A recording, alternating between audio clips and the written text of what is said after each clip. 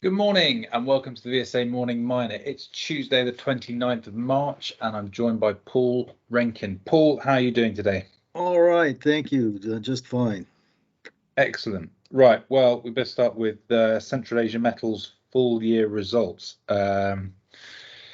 Starting with the chairman's comment, record revenue, record profits, record free cash flow and record returns.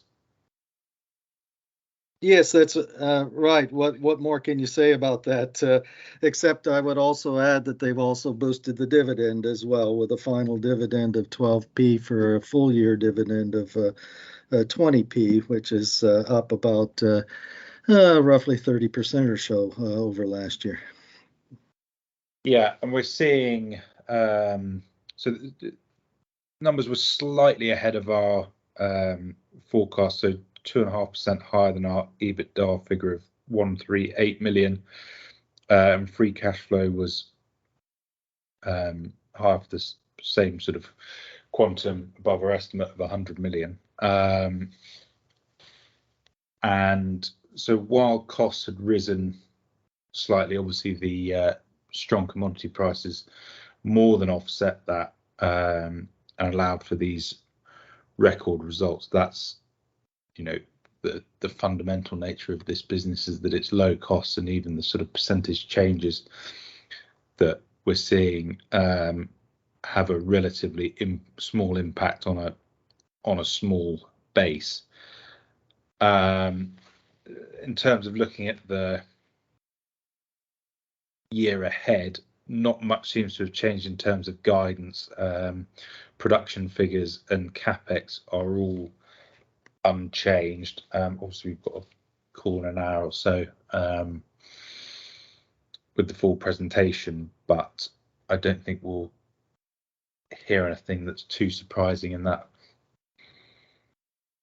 No, I would agree with that as well. We'll see a little bit of a slide in actual metal output for 2022 simply because of slightly declining grades across Coonrad and SASA operations, I think, but not to be unexpected, I think, given the operating circumstances. The other thing, too, is they will make further progress on their tailings ponds developments for SASA, as well as some of the renewable power initiatives that they have going for both projects.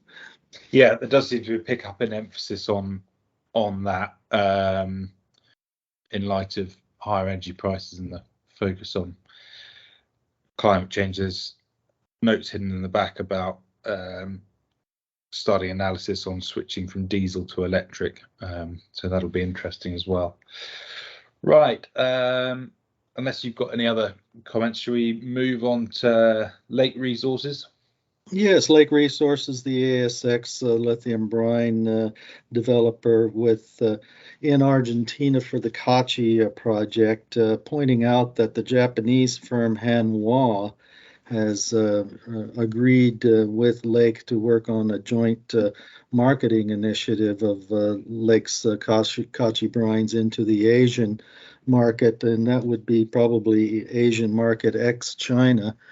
And they've also essentially given the idea that they want to take about 25,000 tons per annum of lithium carbonate for that initiative.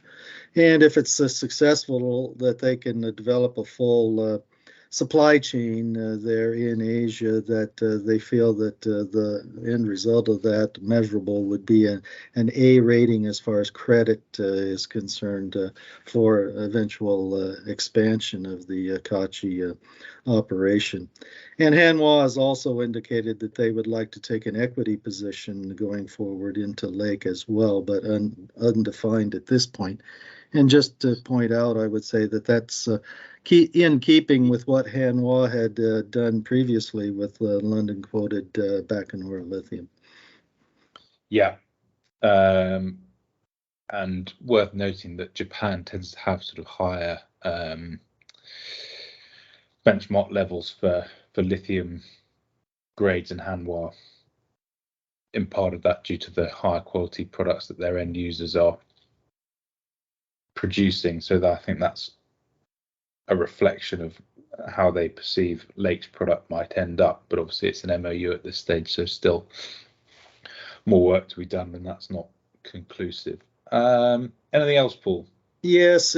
Now, for investors to remember that Lake's Kachi project is intended to be a direct lithium extraction project, so there wouldn't be evaporation ponds there.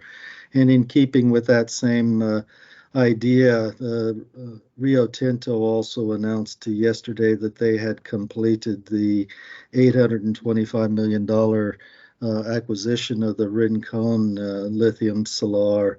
They're also in Argentina, and that is also a direct extraction processing initiative there as well. Okay. Anything else out there today? It was interesting to see from ASX listed Horizon Minerals announcement that they have essentially halted the what they had called the consolidated feasibility study to develop the Burara milling operation, which is just a couple of kilometers east of Kalgoorlie gold project, with essentially to bring in ores from a group of satellite projects that they have. They've decided to halt that because of rising uncertainties on cost pressures within West Australia, and will be reverting back to what they had success for in the past around 2018, 2019, which was to, on a contract mining and toll milling basis, develop individual small projects as short-term operating opportunities to develop profitable cash flows. And they're going to start with the Cannon deposit, which they had completed a PFS on and also released results of today. Okay, well, I think costs are going to be the watchword for mining equities for the next few years. So that is interesting bit of news. Right, I think we'll call it a day there, and we'll be back tomorrow. Thanks, Paul. See you then.